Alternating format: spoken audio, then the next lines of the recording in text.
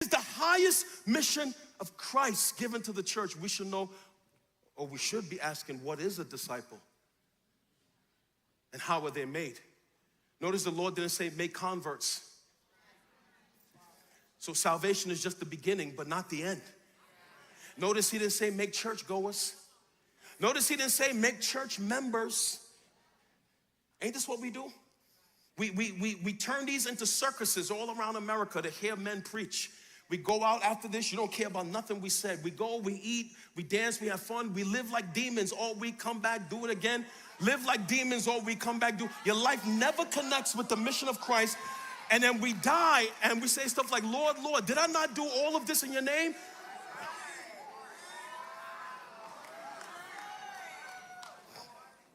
You did everything other than the actual thing I gave the church to do.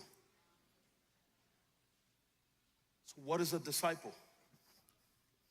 A disciple is a learner of Christ. A disciple is a committed follower of Christ. A disciple is an apprentice of Christ. Not a disciple after Philip Anthony Mitchell, or a disciple after your favorite pastor.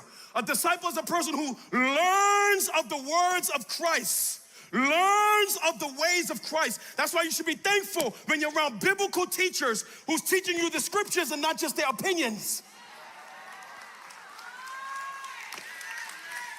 Disciples learn of Christ. They are committed, devoted followers of Christ. They are apprentices of Christ.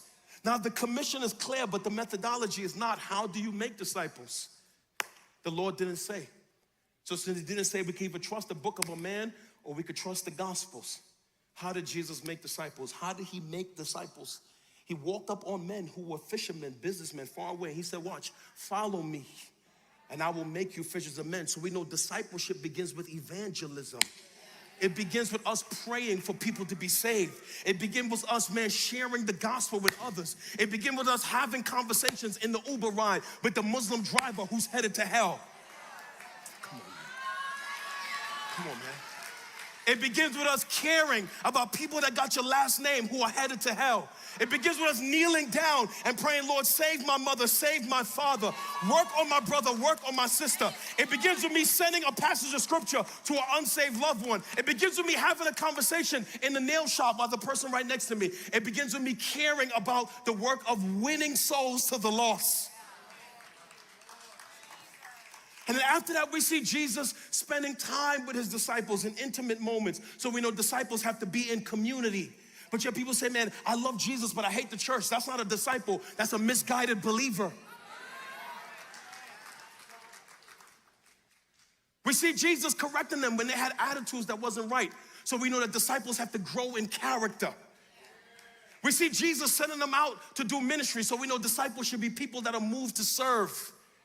We see Jesus teaching them very important kingdom principles. So we know disciples are people that love doctrine and they love to learn. We see Jesus, man, sitting with them at weddings and all these things. So we know disciples are people, man, who are spending time with people who are wiser than them, older than them. Inside the kingdom, everything that is fruitful, disciples.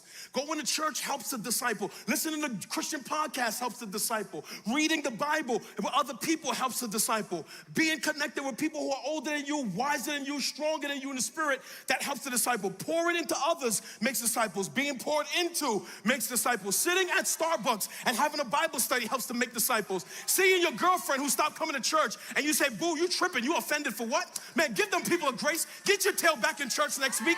That helps to make disciples. Girlfriend, your attitude is real nasty. You love Jesus, but nobody want to be around you. I think you need to pray about what's going on in your heart. That helps to make disciples. Confronting each other in our sin helps to make disciples. Encouraging each other with Bible helps to make disciples. Going to church and hearing the preaching helps to make disciples. Going to conferences helps to make disciples. Everything inside the kingdom that is fruitful aids in making disciples. It is the life that we share, older and younger, admonishing each other, encouraging each other, being in the scriptures, hearing the scriptures, dealing with our character issues, maturing, all these things. And then we can't just put somebody through a class and say they are disciples, they're fully, no. A class helps.